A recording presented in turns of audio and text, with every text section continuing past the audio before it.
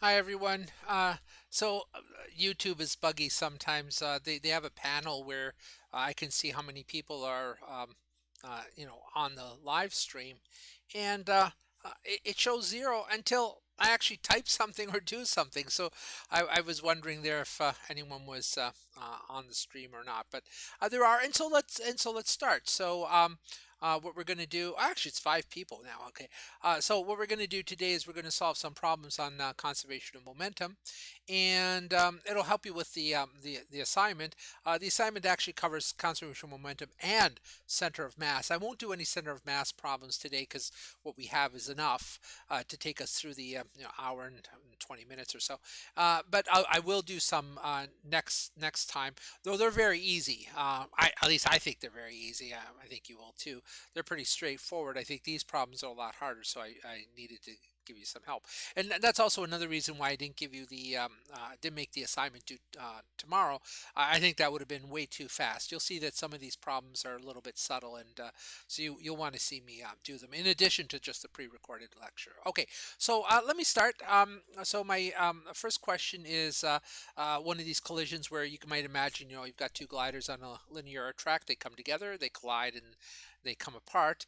In the question number one, it's more complicated than that. They not only come together, but they break apart into pieces, and then they might even recombine and so on. So let's read the question. You'll see how that works. So I have a 6 kilogram mass that's traveling to the right at 4 meters per second, and it collides with a 5 kilogram mass traveling to the left at 5 meters per second. Okay, and don't assume that energy is conserved in this. Okay, now afterwards, there's going to be four pieces. But notice what I said here.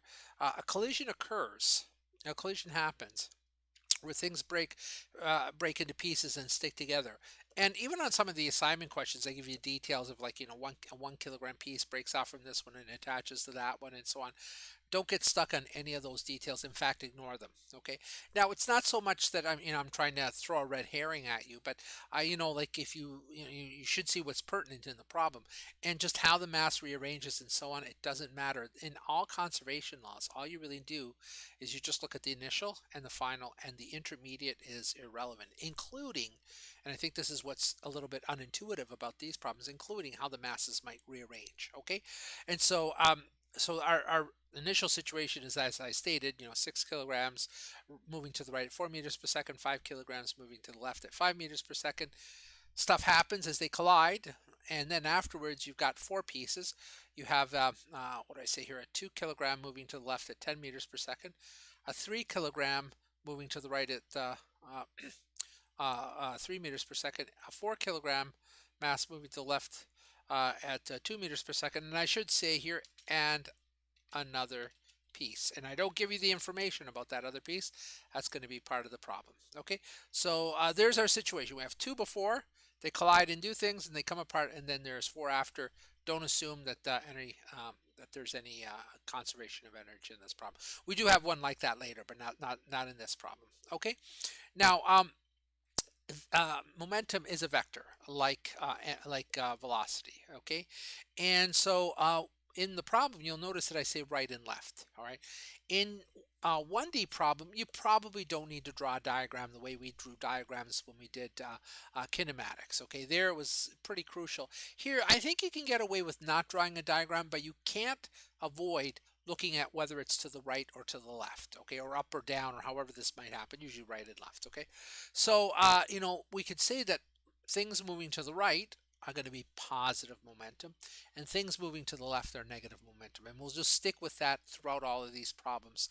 And actually, we could even say throughout the course. This way, there's no confusion. Okay, in 2D, well, you'll see how we do that. That'll be my third question. But yeah, the right and left, that's critical. If you don't do that right, then you'll get into trouble. Okay, so having said that, let's start answering the questions. So I've got a bunch of questions. The first question is actually not even conservation of momentum. It's just conservation of mass. Okay, actually, let me take. I was outside with my dog, so that's why I have this scarf. It's not that cold in here. Forgot to take it off. Okay, so how big is the remaining piece? Okay, well, that's just conservation of mass. But I thought, you know what, throw in a conservation law of a different kind, one that you probably know from high school, and that is, how much mass do you have before stuff rearranges? You have the same amount of mass afterwards. How it's rearranged is different, but the amount, the total is the same. Okay, and so what's the total mass before? And let me just cut and paste this so don't waste your time watching me type things out.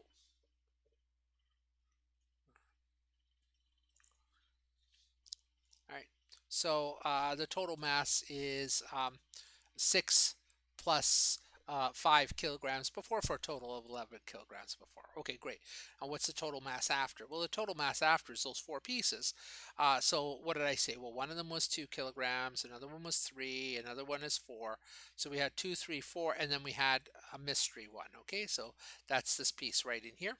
Okay, so 2 plus 3 plus 4 plus this unknown mass, which I called M4. That's got to equal 11. Why? Well, because the before and after totals have to be the same. mass is conserved. And so solving for that tells you that the mass, that fourth piece has to be 2 kilograms. Okay, so there you go. There's a almost trivial problem, but it kind of fits the theme, which is it is a conserved quantity. Okay, so the remaining piece has to be 2 kilograms. All right, great. Uh, how fast is this piece moving afterwards? Well, this time it's a conservation of momentum. Okay, so we calculate the momentum before, and we have to make sure that that's the same after, and that's how we'll be able to solve for the velocity of that fourth piece. Okay, so what's the momentum before? Let me cut and paste the whole solution.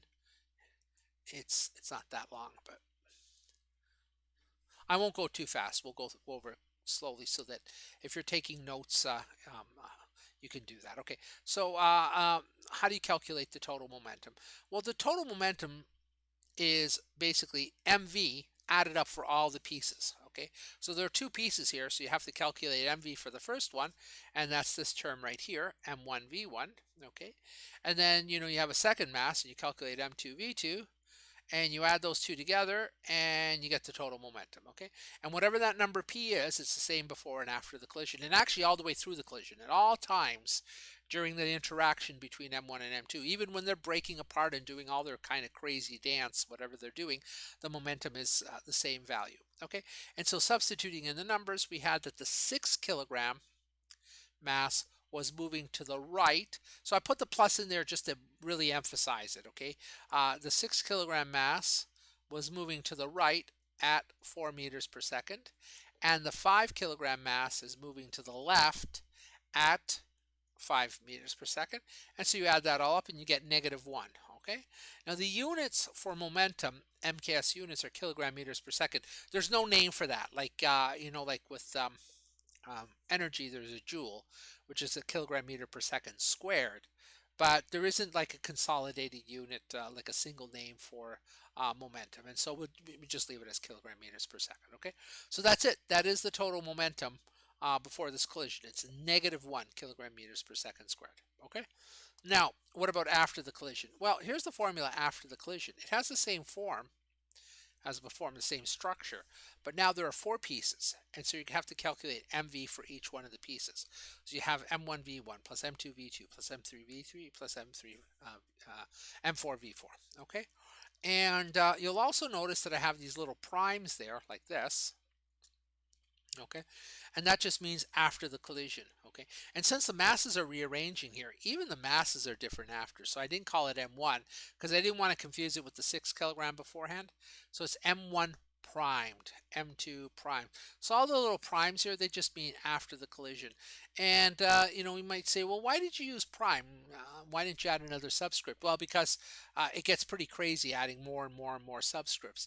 I could have, but I thought, you know what, without a prime it's before, and with a prime it's after, and it just reads a little bit easier. Okay, it's a little bit easier to see, because when you get too many subscripts, the symbols will drive you crazy. So I thought this is probably the easiest way to do it.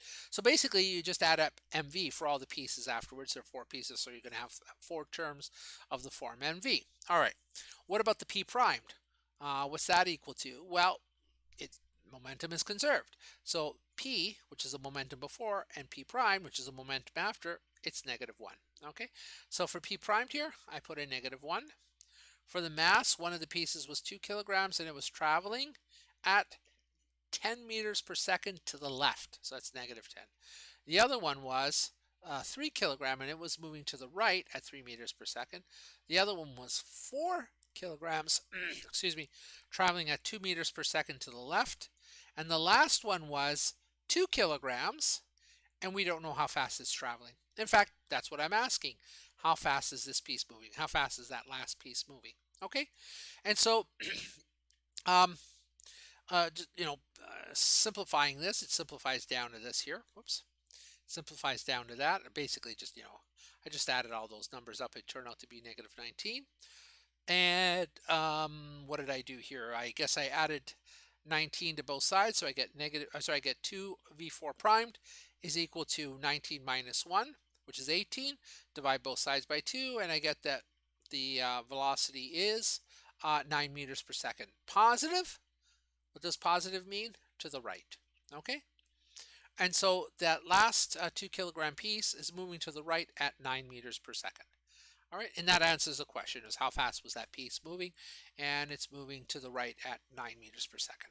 All right, so that was pretty straightforward. Okay, and now what was the energy before? I'm going to show you that energy is not conserved in this one. So what's the energy before? So the energy in these problems, there's no potential energy. There are no springs. I don't have them going up and downhill. That would really mess things up and make life a lot more complicated. And so I just have these things on a flat plane or on a line. And so all the energy is kinetic. Okay, so it's all kinetic energy. And that means what all of them have contributions 1/2 mv squared. Each one of them has contribution 1/2 mv squared. There are two masses beforehand, so you add up those energies and you get this.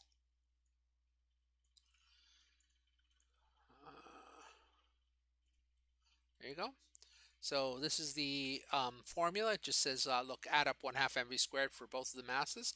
So 1/2 m1 v1 squared plus 1/2 m2 v2 squared. Okay, substitute in the numbers. M1, that's a 6 kilogram.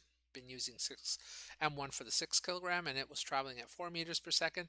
And here's M2, and it was traveling at -5 meters per second. But when you have a negative number and you square it, the sign doesn't matter. Okay, so I don't know if I did that in the pre-recorded lectures, but if you see me doing that and you wonder what did you do with the sign? Remember, when you square a negative number, the sign just drops out. So -5 squared or 5 squared will give you the same number. It'll give you 25. So I just dropped it here so as not to cause confusion. But basically, that's a substitution, and working that out on your calculator turns out to be 110.5 joules. Okay, so there's the energy before. All right. Now, what about the energy after? So the energy after, same form as this, but now you've got four terms, all of them 1/2 mv squared. Okay, so four objects afterwards, so um, you need 1/2 mv squared for each one of them, and here's that calculation. Okay, so I've got primed on everything. If you take a look here again, primes on everything because this is after the collision. Okay, and you get that E primed is equal to 1/2 m1 prime v1 prime squared, and so on, all the way down the line. Okay, and substituting in, m1 prime was 2 and v1 prime was 10. Actually, it was -10, but once again, I'm dropping the negative signs just because -10 squared is 100, and 10 squared is 100. So I just dropped the signs there. Okay, and so there it is. Okay, now for the last one, we now know that m4 primed is 2, and then v4 primed is 9. Okay, and so we can substitute in those numbers, and we get that the energy after the collision is 202.5 joules. Okay, so the energy before and the energy after are not the same. So energy is a little bit funny. We've already seen this, okay? If there's friction, energy seems to disappear. And you go, where did it go? It actually became heat. But if you don't know about heat, it's like it's gone. It's like it's lost, okay? So, it's like misplacing the keys. You say, I lost the keys.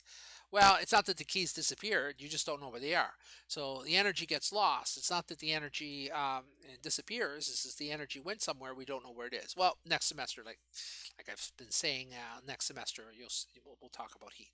Okay, but in this problem, something very interesting happens. The energy after is more than the energy before, and you go, well, what happened?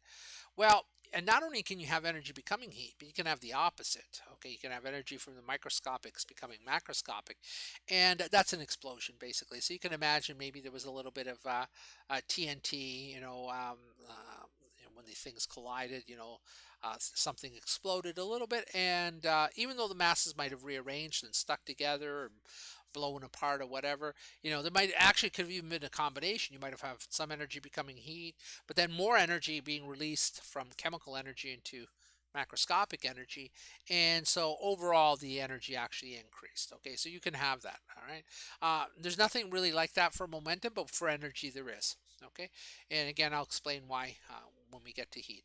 So in these problems you can have the energy changing, and you've got three possibilities. Okay, and here they are: elastic, inelastic, and superelastic. If the energy does not change before and after, the interaction is elastic. Okay, that's what elastic means. It means energy is conserved. Okay, so you have not only the momentum conserved, but you have energy conserved as well. Okay, inelastic is when the energy decreases after the collision. So like everyone's bounced a ball, like especially one of those balls made out of like some kind of a really good rubber, and the ball will bounce and it comes back up, but it doesn't quite come back up to the same height. Not the same height, less. That's less energy, and that means that collision with the ground, there was some friction, and that made it an inelastic collision. Well, there was probably some energy lost also to the air because of air friction, but a lot of the energy gets lost when it hits the ground, and so that's an inelastic collision. A collision where the energy is less than after the collision than before is inelastic.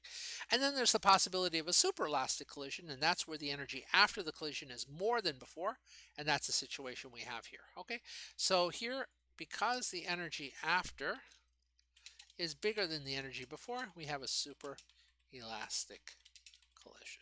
Okay, so that was easy enough.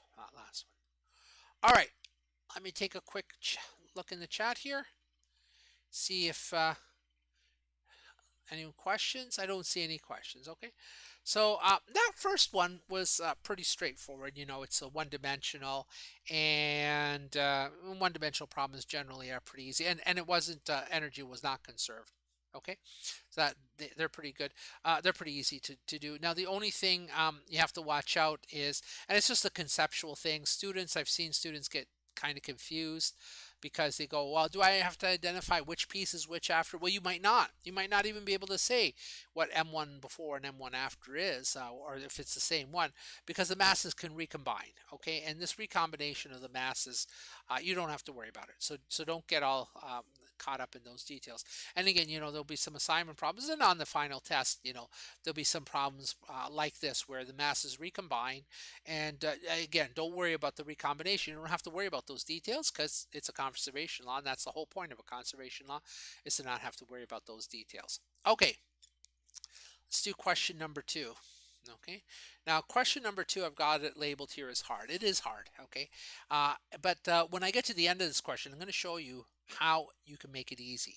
All right, or how to approach it on my test so that you can do it easily. Not, I'm going to do it properly here. I'm going to show you all the steps. But if you're on a test, there's a much faster way of doing it, and you'll want to do that because you'll make less.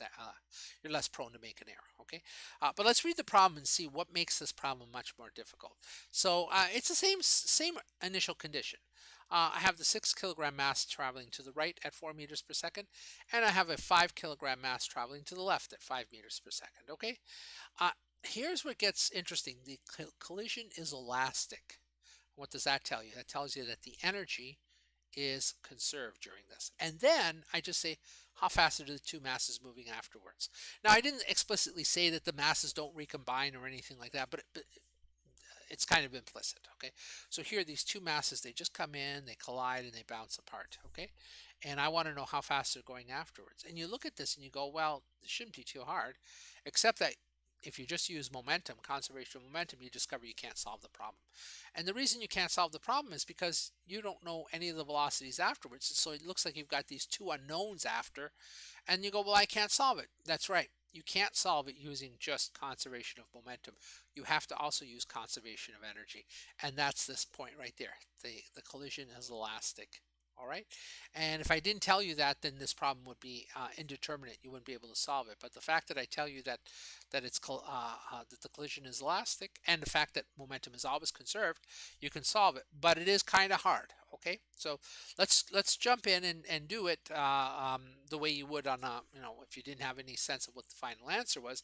But because my tests are multiple choice, you can actually find the answer pretty quickly without having to go through a lot of these steps. I'm going to do them. Like I said, I'm going to do the steps because it's important to see how this all works out. But yeah, there's a much quicker way of doing it. Okay, so you start off here by saying, look, both momentum and energy are conserved. So let's just start off by considering the conservation of momentum. Let me cut and paste here. There we go. So here's the first thing to keep in mind. Both momentum and energy are conserved. Okay, so let's do the momentum first because it's the easier of the two.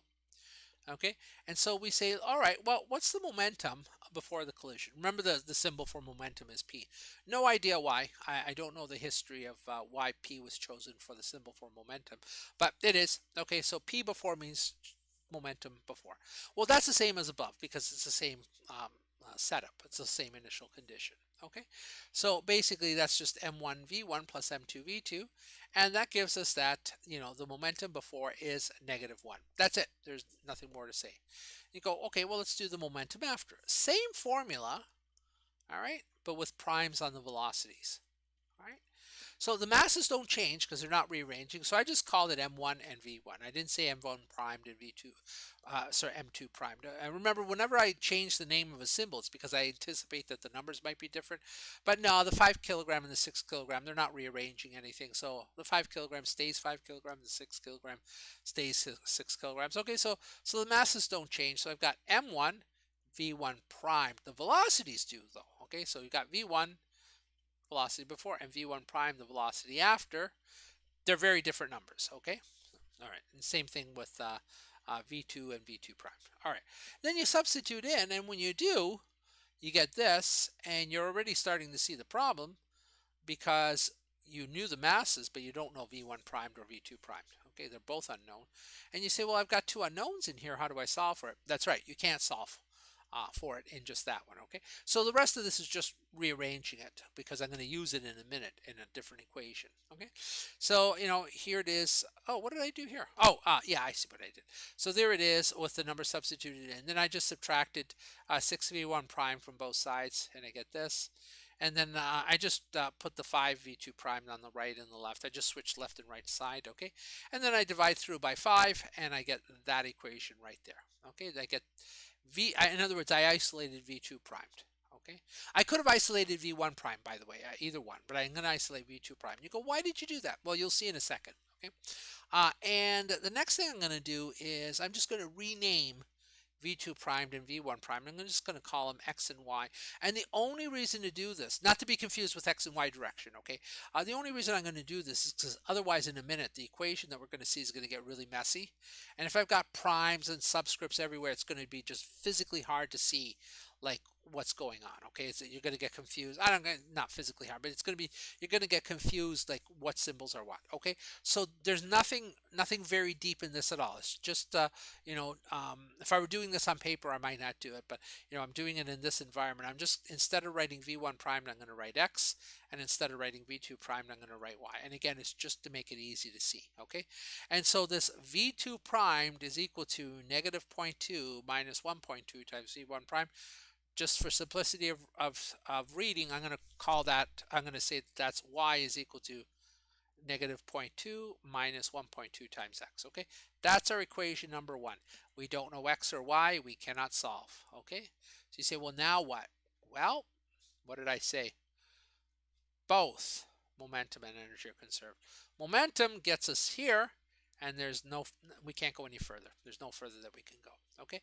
So remember, like when we did the Newton's law problems with two masses, you had two equations, two unknowns, and we needed both of them to solve. Well, it's the same sort of situation here, but it's much harder in this case. So that's why I'm going through this in a little bit differently. Okay, so what about here? Well, here, let me cut and paste this really huge solution here. You're really not going to like how long it is. But again, I told you that there's a fast way to do this. Okay, so now we're going to look at the energy. So here's the energy before. Well, again, I just cut and paste. This is the same from as above. Nothing's changed here. So we have 1/2 m1 v1 squared plus 1/2 m2 v2 squared. So, m1 is still 6 and v1 is still 4 and so on. And so we still get the 110.5 joules. Okay, so there's the energy before. The energy after, well, this time we know that the energy after is the same as before. Why? E primed is equal to E because this is an elastic collision. That's what we mean by an elastic collision. It means that the energy after is equal to the energy before. Okay, and so we have this equation here, like we did above. Okay, well, actually above we didn't. We had 4 terms, but we have this equation here for after. Okay, and for the E primed, the energy after the collision, we can write 110.5 because energy is conserved. Okay, and then we have 1/2, okay, m1, and I think I skipped a step there. You know what? Let me just very quickly show you what's going on there because I don't want to don't want to go too fast. So it's 1/2. M1 is 6. Okay? And then V1 prime squared like that. Plus 1/2. M2 was 5. And then V2 prime squared like that. Okay? 1/2 of 6 is 3. And 1/2 of 5 is 2.5. So we get down to this equation there. Now that equation that I have highlighted is just a little annoying. We could work with it, and if you did it at home, you'd get perfectly fine. I just don't like those 0.5s there, and so what I'm going to do is I'm going to multiply throughout by 2. Okay? You don't have to do this, but I did. In the pre-recorded lecture, I did a problem like this. I did multiply through by 2, and someone asked me, what did you do from one step to the other? Well, I probably should have explained it in my notes. I did it, and I didn't think twice about it. But yeah, that's what I did there. I just had all these halves, and I go, you know what, I'm going to get rid of the halves by multiplying throughout by 2. Okay, and you can do that because, of course, as long as you do the same thing to both sides, you're fine. Okay, so over here, 110.5 multiplied by 2 is going to be 221, and then that 3 multiplied by 2 is 6, and the 2.5 multiplied by 2 is 5. Okay, and the only other thing I did was to be consistent with my renaming above, I just rewrote V1 primed and V2 primed as X and Y respectively. Okay, so instead of V1 primed, I just wrote X, and V2 primed, I wrote Y like that. Okay, and now you go, well, now call that equation 2. You go, well, now what do I do? I've got this equation and I've got that equation right here, and what do I do? So the way to solve this is do this like that. The way to solve this is you actually take equation number 1 here and you substitute it into number 2. And the way I have y isolated here, you see how y is isolated on the left-hand side. I'm going to substitute equation 1 into 2 and eliminate y. Okay, so I put the 2 side by side here so you can see them, and it's just a repeat of above. And if you take a look at those two and you go, well, how do I solve them? They're 2 equations in the same 2 unknowns. I mean, equation number 1 is x and y are the unknowns. Equation number 2, x and y are the unknowns. But this is nowhere near as simple as the equations we had with Newton's laws, okay, where we just were able to add them together and one of the terms disappeared. No, equation number 1 has x and y but linear. Equation 2 has x and y but squared, and that makes life a little bit hard. Okay, that's what makes this problem hard. Actually, up to this point, most people are fine. It's like at this point, solving 1 and 2 where it gets a little bit hard. Well, there's nothing that you can do at this point to make it easier. You just have to push through. And so what you do is you say, okay, we see that y right there in equation number 2. I'm going to replace that y with this stuff here. Okay, so maybe I'll show you how to do that. Okay, so take a look at this equation that I have here, this one right there. Okay, I've got these square brackets. Those square brackets, that's where the y was. Okay, so that's where my y was. I'm going to take out that y as a variable. I'm going to put in this right here and say why? Well, because y is equal to that. Okay, so all of that there is going to go right in there. Okay, so there you go, and then we're going to square it. Okay, now the next line, I mean, I probably didn't even have to show you this next line. I just don't like these 2 negative signs, so I multiplied both of them by positive. You go, well, why can you do that? Well, I mean, maybe I should just show you here very quickly what I did. Suppose I have -1 minus 3, and then I square the whole thing like that. Whoops, that's not square. There we go, like that. And you say, well, what's that equal to? -4 squared. Oh, I can't type. -4 squared like that. Okay, and -4 squared is equal to 16. Okay, well, yeah, except that if I do this, see if I can do it right underneath it. 1 plus 3. So you say, what did you do? I changed the -1 to +1, and I changed the -3 to +3, and then I square that. Whoops. Oh, come on. That's going to be 4 squared. That's also 16. Okay, so again, because anything that you square, you can always multiply by negative when you don't change the value. That's all I did there. And you go, why did you do that? Well, it just makes life a lot easier in the next step. So you see that negative zero point 0.2, that just becomes zero point 0.2, and then negative 1.2, that just becomes plus 1.2. Okay, then when you square it, well, we're squaring the whole thing, right? And you remember how you square a binomial? So it's zero point 0.2 squared, that's 0.04. Then the middle term is zero point 0.2 multiplied by 1.2 multiplied by 2. Okay, so that's 0.48 if you do it on your calculator. And that's the linear term. That's the term that just has x, or x to the power 1. Okay, and then the last term is 1.2 squared, and 1.2 squared is 1.44, and that's your quadratic term like that. Okay, so you have this, which is that squared. Now what?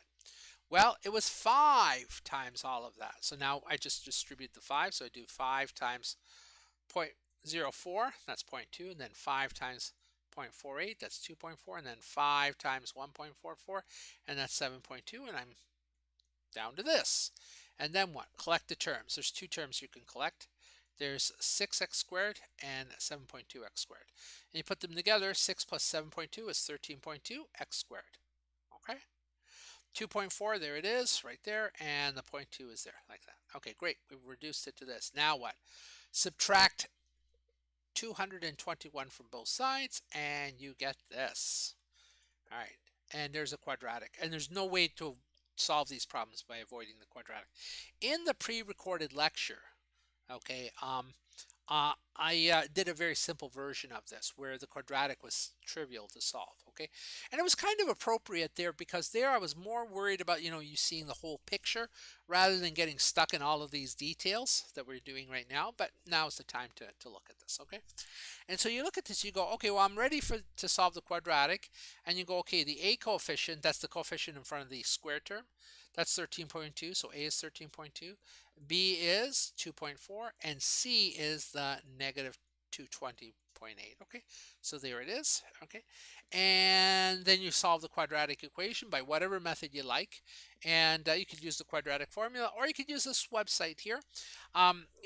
If you don't have to memorize that URL. I just like math.com. There's a lot of good stuff on math.com. So, but you could just go to Google and say solve quadratic equation online, and like a gazillion of these show up. Okay, you put that in there, and then you get your solution. Okay, so here's the solutions that I got. I got these two solutions. I got x is equal to plus 4, that's one solution, and I got x is equal to negative 4.18181818, okay, and so on. And you go, well, which solution do I want? Well, let's take a look at this x is equal to plus 4. And that x, remember that x was just, I called it x just for convenience.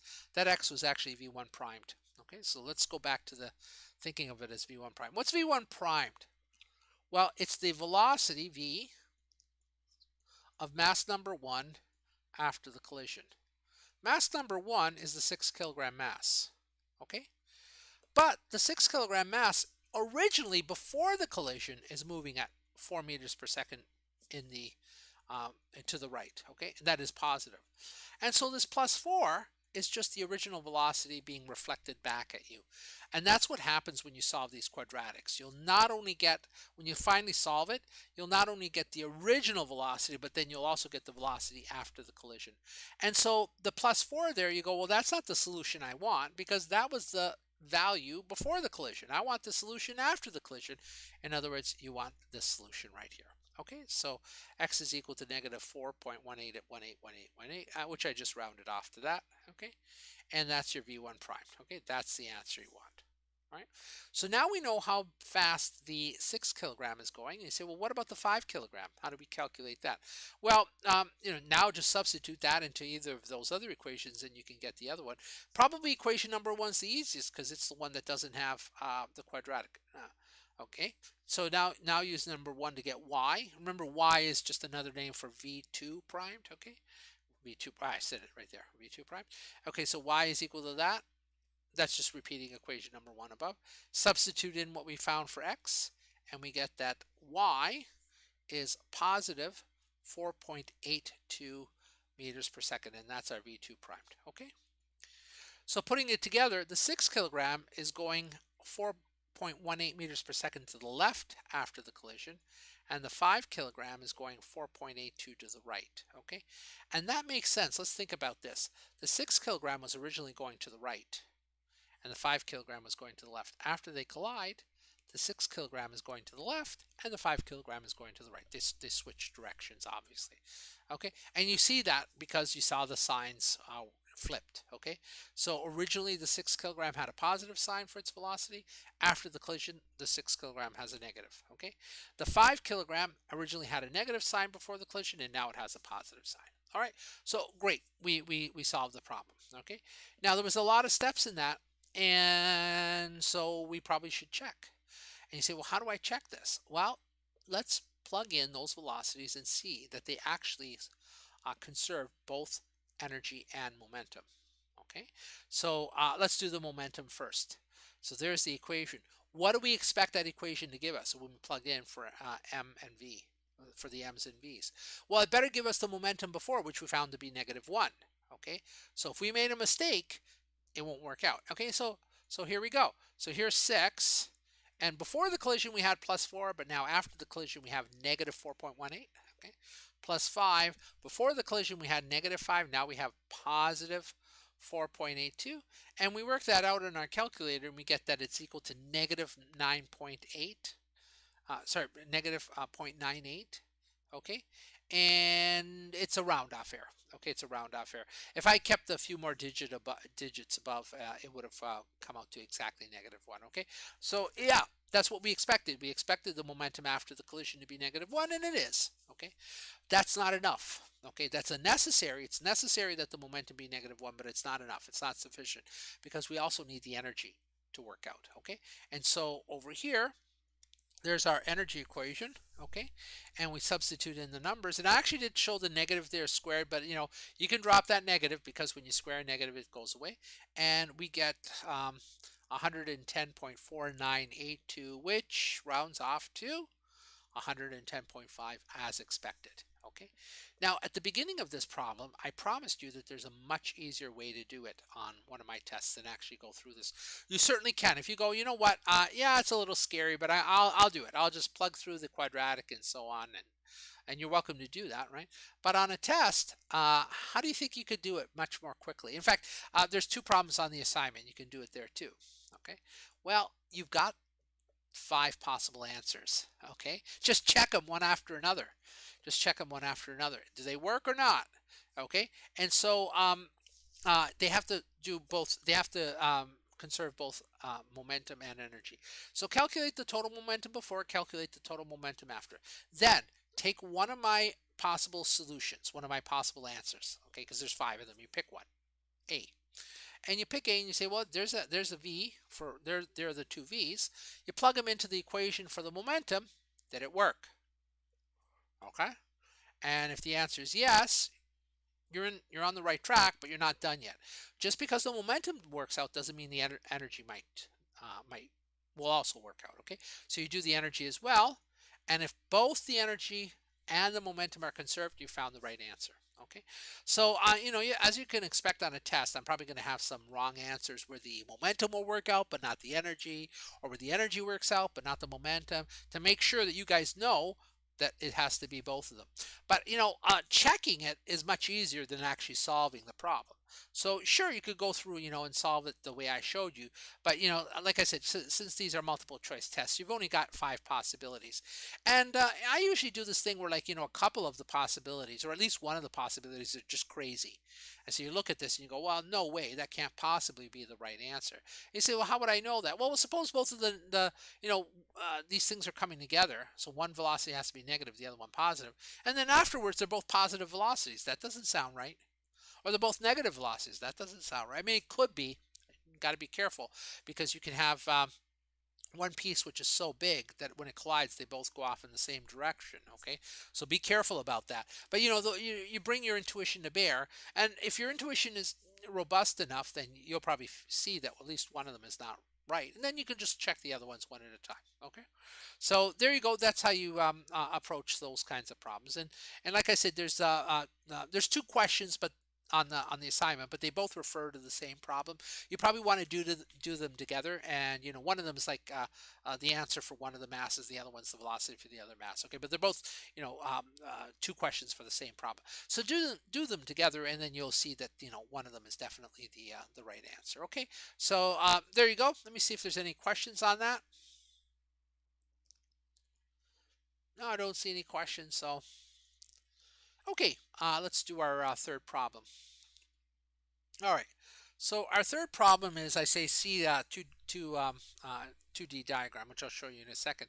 What we're going to have is two masses. This is in 2D now. They come together and they stick, and they collide. They collide and they stick. Okay. And what do I want you to find? I want you to find the x and y component of the final velocity of the combined mass. In other words, I want the final velocity in Cartesian, and then find the magnitude and direction of the final velocity of the combined masses as well, obviously. And there I want it in polar. So basically, after the collision, it has some velocity. Give me that velocity in Cartesian, then convert it to polar. Okay, so let's take a look at the problem here. All right, so what do we have here? We have an xy plane, and the blue lines represent two masses that are coming together, and they collide and they stick at the origin, and then they move off in some direction. Okay, so let me get a red pen up. So here's one mass, 7 kilograms, moving at 4 meters per second. Here's another mass, 5 kilograms, moving at 5 meters per second. They collide and they stick right there. Okay, and then they go off in some direction. Well, use your intuition. What do you think? Are they going to go off this way? Well, that makes no sense. Are they going to go off that way? Well, no, because this one has a kind of a downwards motion, or a negative y, and this one's positive y, so that can't be right. They're not going to go that way, so I think it's pretty obvious they're going to head somewhere along there. So your answer, you expect to be somewhere in the fourth quadrant. Okay, so that helps, if you have some intuition into where your answer is going to be. In other words, x will be a positive value and y will be a negative value. All right, and how do you proceed here? So because this is a 2D problem, your velocities, you have to break them up into x and y components. And that's because the momentum in the x direction is conserved independently of the momentum in the y direction being conserved. Okay, so both x and y are being conserved independently of one another. Momentum in x and y are being conserved independently of one another. Well, this one is easy to resolve into x and y because that vector is purely in the positive x direction. There's no y component, and no y component, if you want to call this one v2, let me write this in blue here. Let me call this one m1 up here. This one's m1, and let's call this one down here m2. Okay, so the velocity for m2 here, 5 meters per second, it's purely along the x direction. So v2x is 5. v2y, the y component, is 0. Okay, so that one's easy enough. All right, this is the one that's a problem because it's sort of heading downwards like that. Okay, and you got to be careful. I give you this angle 60, but that's not the angle that you want to use when you resolve this vector into x and y components. Okay, and you say, well, how do I do that? And so the thing that's tricky about this diagram is it shows you the arrows where they're going to collide and stick, and that is the correct way to depict it. But remember, when you resolve a vector, you really want the tail at the origin. And where's the tail of the vector? Up here. And so you go, well, how do I resolve this into x and y components? The tail is up here and the origin's down there, and the answer is you put a new origin up here. Okay, you just put a temporary origin right there. Okay, so that's what my next diagram is meant to show you. Okay, and I think I might have overdone it, but let's see if I can explain it without having to redraw it from scratch. So this was the original vector here, like that. Okay, so this whole vector here, all the way down there like that. Okay, that was the original vector. Okay, and there's that 60 degrees right there that I drew in the original diagram. Okay, now the head is over here and the tail is up here. Okay, and I said, well, in order to resolve this vector, let's just add a little temporary origin right at the tail. So at the tail here, I'm going to put an x-axis this way. All right, and I'm going to put a y-axis that way. Those are x and y-axis, and they're perfectly legitimate x and y-axis. They're x and y-axis that are parallel to the original x-axis here. And I didn't draw the original y-axis, but you don't need it.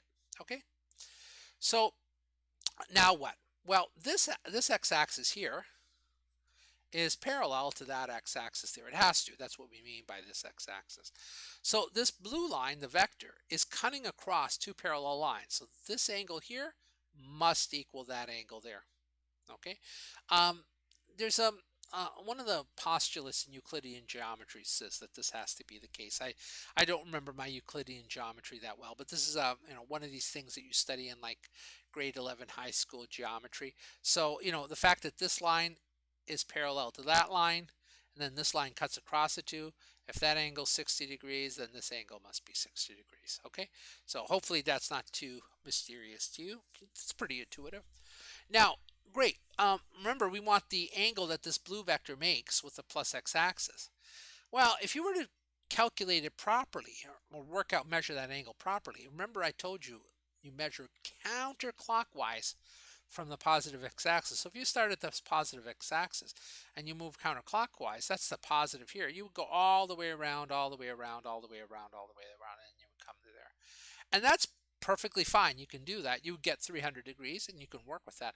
But I'd like to show you another way to do this because you've probably gotten good with vectors by this point, and so it might be worth showing you another way to think about it. You could think about the angle as being positive 300 degrees one way, or you can think of the angle as being negative 60 degrees the other way being clockwise. Okay, so if you measure counterclockwise, you're measuring positive angle.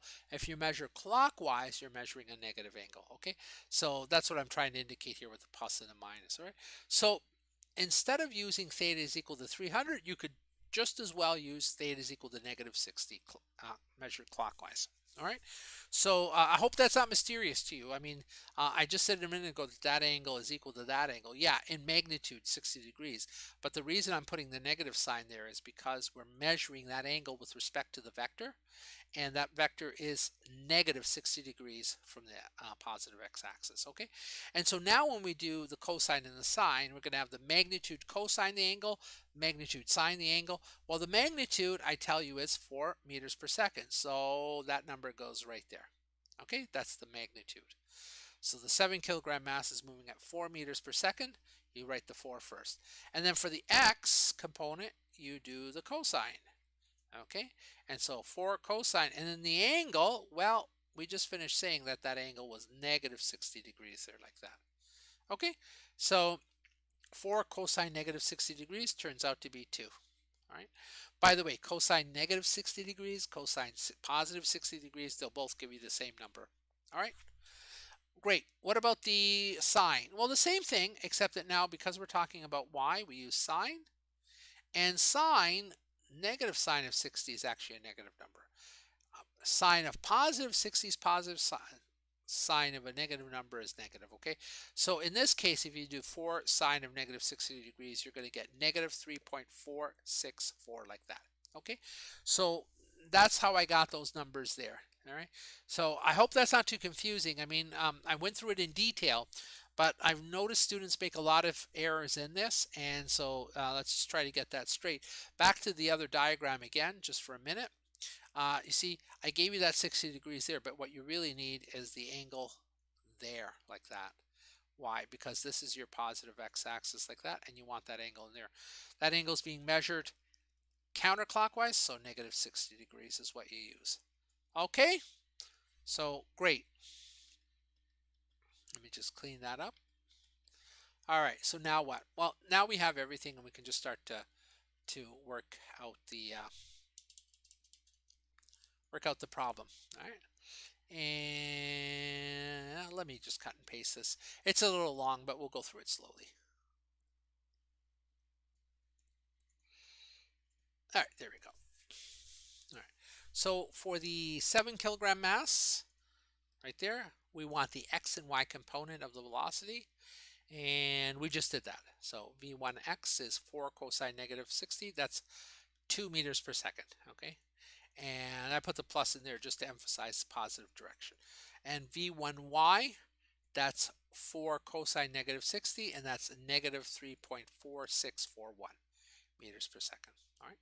For the 5 kilogram mass, well, it's all in the vector is purely in the plus x direction. So v2x is 5 and v2y is 0. Okay, so that resolves the two velocities. And now what? Well, we have momentum in the x direction being conserved. And so how do you calculate that? Well, px, all right, so the x, because x component only, it's m1 v1 x component of the velocity plus m2 v2 x again, okay? And we have all those numbers. M1, that's 7, okay? v1x, that's 2. M2, that's 5. V2x, that's 5. Okay, so with all those numbers there, we get 39 kilogram meters per second. In the y direction, same structure, except y values instead of x values. Okay, so py is going to equal m1 v1y plus m2 v2y. M1, 7. There it is. v1y, we found it to be that number there. There it is there. Okay, plus m2 v2y. So m2 is 5, v2y is 0. Okay, there's no y component to that vector. It's purely along x. And that gives us this negative 24.2427 kilogram meters per second. Great. There's the x and y component of the momentum. Momentum itself is a vector, so it's got an x and y component. Okay. Now, after the two masses collide, they stick. And so afterwards, you don't have two masses, you've got one. And you say, well, how big is that one mass? Well, mass is conserved. One of them is 7, the other one's 5. So they total 12 kilograms. The total mass afterwards is 12 kilograms. Okay, so px after the collision, that's just going to be one mass times its velocity x component. Okay, and py after the collision, that's just a mass times the y component of the velocity after the collision. All right, and that symbol just means like implies, or substituting in the numbers. So for px primed, well, the prime doesn't matter because before and after are equal values, so that's just going to be 39. Okay, m, we just convinced ourselves that's 12 kilograms, and so vx primed turns out to be 3.25 meters per second. Okay, same thing for the y. py primed we know is negative 24.248. There it is. That's got to equal 12. And vy primed, that gives us vy primed is negative 2.02073. Okay, so there we go. We've got the x and the y component of the velocity after the collision. Ask yourself, is that the right direction, or do those numbers make sense? Yeah, that's in quadrant number 4, isn't it? Quadrant 4 is you have x is positive and y is negative. Okay, so here it is. I just put that on the next line here. I just summarized it. So the combined mass has x and y components of velocity equal to 3.25 meters per second and negative 2.02 meters per second. All right, that answers one of the questions, but the other one was give it to me in polar. So x and y, Cartesian, useful for working through the problems, not very intuitive because it doesn't really tell you how fast it's going. Like you say, how fast is that going? Well, it's not going 3.25 and it's not going 2.02. Those are the projections. Those are like the velocities of the shadows along the x and y direction. It's going to go a little bit more than that. May go, well, how do I get that? So the magnitude, remember, is the square root of the x component squared plus the y component squared. Okay, and if you just plug that in, it works out at 3.82 meters per second. So if you were to measure in the lab and you say, well, I'm just going to measure how fast it's going irrespective of its direction, you're going to find that it's traveling at 3.82 meters per second. Okay, and of course, the magnitude is one thing, but you also want the direction. The direction, theta there, that's going to be the inverse tangent of the y component divided by the x component. Okay, and this is in quadrant 4, so I added 360. But you now know what a negative angle means, so you don't have to actually add in that 360. It's almost optional. If you just leave it alone, you could say, yeah, it's negative 31.9 degrees. We're just going to because it's negative, we're just going to measure clockwise and not counterclockwise. Okay. So, in quadrant 4, it's always fine to add 360. It's actually optional. I didn't say that earlier in the course because I didn't want to overwhelm you with too many ideas. But in quadrant 4, adding 360 is optional. And you say, well, if I don't add the 360s, I'm going to get a negative angle. That's right. You'll get a negative angle. That just means measure it in the clockwise direction. Now, I'll show you how to do that in a second, okay? But quadrant 2 and 3, remember there in quadrant 2 and 3 you add 180. No choice there. You must do that, otherwise you just get a totally wrong number. It's only in quadrant 4 that you can optionally add the 360. But if you don't, again, you just interpret it right. Okay, so negative 31.9. That is 31.9 degrees measured clockwise. Okay, let's look at what that vector would look like in the diagram here. So there's the original diagram. And let's see, I don't know, I'll do it in red here. No, let me do it in green. Okay, so we expect that this vector is going to be something like that. That velocity, what did we say it was? Like 3.8 something? 3.8, I've forgotten already. 3.82 meters per second. That's how fast it's going. And then this angle in here, see how we're measuring it clockwise? Clockwise is negative 3.19 degrees. Okay. All right, so there's the answer in Cartesian. And again, sorry, in polar. And again, the polar is more intuitive. Like in a lab, it'd be really hard to measure the Cartesian values directly. You would measure the polar. You'd have, some instrument that measures how fast it's going, and then some other instrument, probably a protractor, to measure, what angle it's moving in. All right, let me clean this up for later. And that's it. That's it for today's class. So ending a little bit early, but that's okay. There's more to this section. There's also, remember, the center of mass. I guess I could have squeezed one in today. I went a little faster with your class than the earlier class, but that's okay. We'll do we'll do a center of mass problem next week. Okay. So if there's no other questions, we can just call it quits. Let me switch back to this screen right here. Is everyone okay then? Are we all good? Can we end the stream? Type it in the chat too.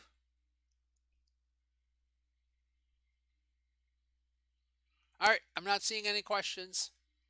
So I'll just end the stream right here. Of course, you can always ask me more questions during my Google Hangouts. Okay, so you could start tackling the assignment. If you really want to wait on the center of mass problems, like I said, we'll do them next week. But that's why I made the assignment due next week. Okay, bye bye.